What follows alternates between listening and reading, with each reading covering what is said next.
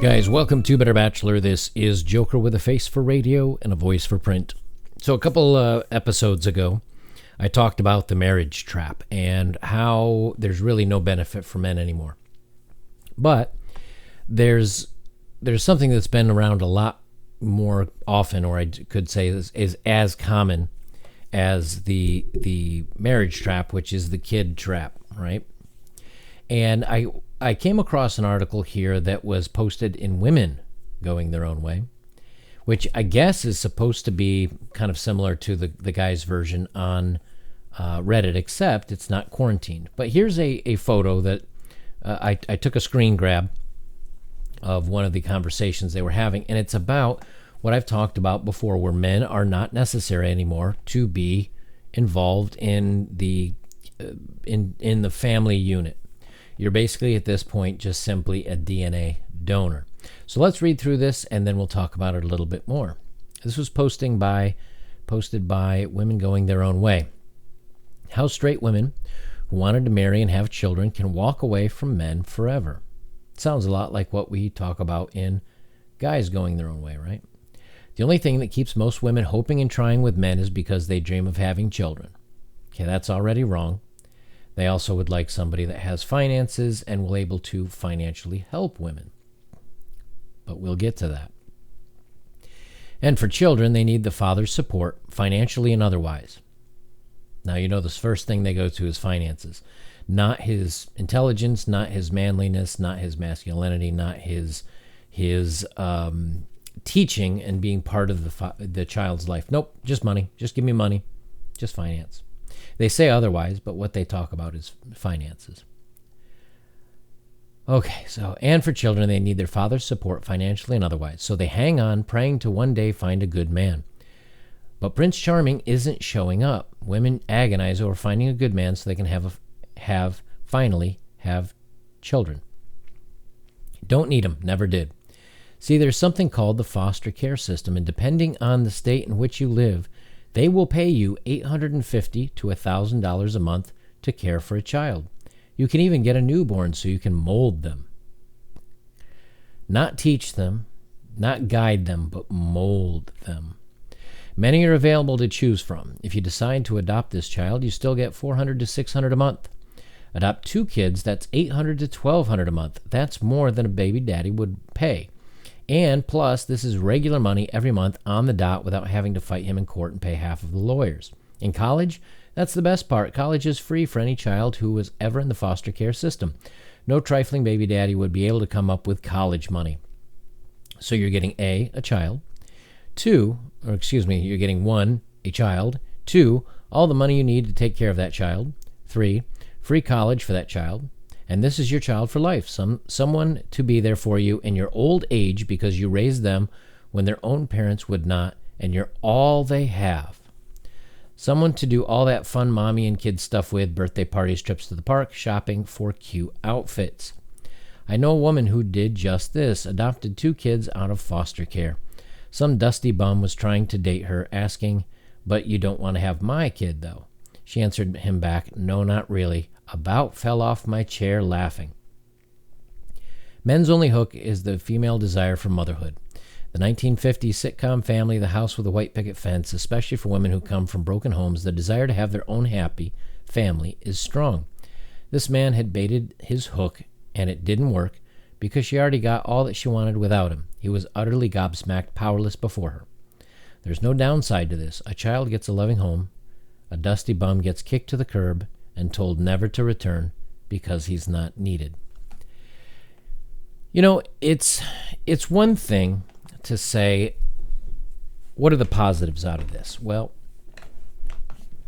the positive is that a child is taken out of foster care and may have a mother that will care for him or her. I'm okay with that. You know, I'm fine for not repopulating and actually caring for a child that needs family. I'm for that.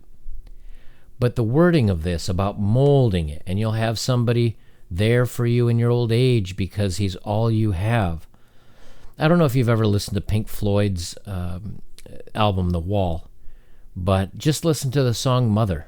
This article really reminded me of the song Mother from Pink Floyd's The Wall, and how a single mother with this kind of mindset can really, really screw up a kid.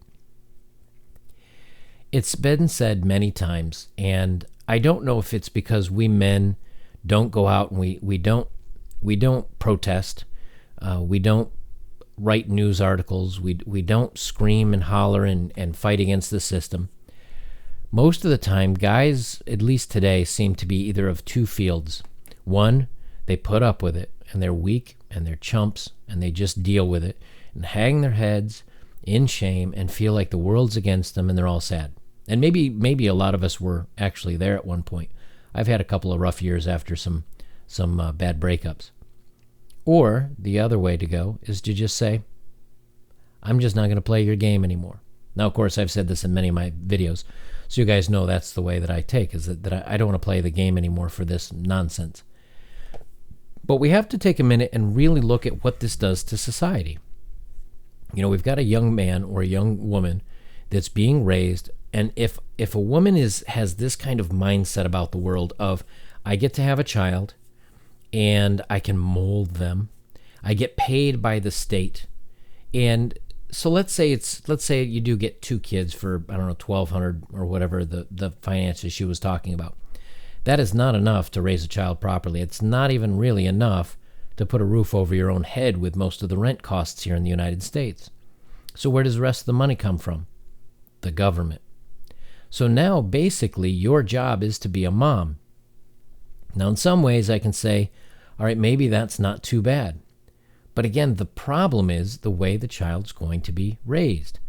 If that's not enough money for you, okay, and he's being raised in he or she is being raised in a single parent household, we know many times that all the kids that are having the later in life mental breakdowns are the ones that came from single mother families.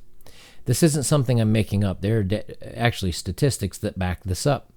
They're the most with depression. They're the most of the ones that decide to end themselves early. They are usually the ones that go out and perpetuate violence. So this isn't just me saying I think that this is a bad thing. It's statistically the fact. And what about the men? You know, there was a time when men wanted to go out and earn. I was one of them. I had a 9-to-5er. Actually, it was probably closer to an 8-to-7.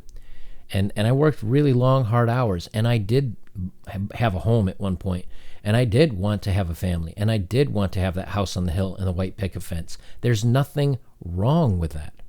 It's what's kept our society strong and wonderful for several decades, if not hundreds of years. But now all of a sudden, whether it's the news or social media or the girl power movement and all this other stuff, it's being frowned upon, as if for some reason this is a bad thing. Women want to try to do everything themselves. So what's that do? That makes guys say, you know what? At one point I had to be an earner, right? But now I don't need to be an earner anymore. Now I don't need to worry about being a productive member of society. I'm a perfect case in point. About 20 feet from here outside that wall right over there, I've got a 2005 old International school bus. I paid cash for it. It's all mine.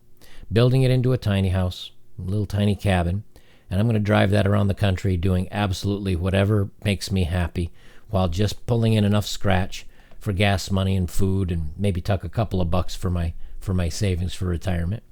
And then once I hit a certain age, when I feel like I'm done with the bus life, I'll probably move off to Southeast Asia or someplace like that, or maybe one of the Eastern European countries, and just retire there. But I'm not a producer for the United States anymore. The taxes they get off me have gone way down. I'm not a productive member of society. But what I am is happy. Happy now, realizing that I don't need to do any of those things that society expects of me. I get to do whatever I want. So instead of being a dad to a couple of kids and a wife and me going out and working and buying all the things that the family needs, I now almost spend nothing. I just tuck my money away, buy some groceries, pay for my electricity bill, and buy a movie or go to the pirate ship and sail some movies down. And I've almost become like a black hole in the economy of the United States. And you know what? It's better that way. It's better for me that way, because really there's too many risks and no other choices to go. Now, can I still go out and date? Sure. If I want to, I can go out and date. I can still have my fun. I can probably have more action than the married guys do, but I don't have to be a productive member of society. So when this is the way that we view a parent, and this is the way that women are kind of being told to look at the world, and you might say, well, more conservative families don't view this way. Well, that's understandable. But most of the large cities where most people live are kind of viewing things this way. And so I think if there is a point in time where you do decide to date, or you do decide that you want to be a family man, you're going to have to probably move to a more conservative area of the country and try to find somebody that has at least family values. But I really don't think that exists anymore, and that certainly doesn't mean that you're going to escape all the other pitfalls that happens in most relationships. It just means you're maybe a couple percentage points more likely to not have it happen to you. So there you are, guys. Just another example of kind of the logic behind some of these gals out there. The other thing that it did happen to one of my friends that was an engineer when I used to work as a network engineer, one of my fellow engineer coworkers. He was dating a young woman for a very short period of time, and I forgot to take my BC, my birth control, and now I'm in the mommy way.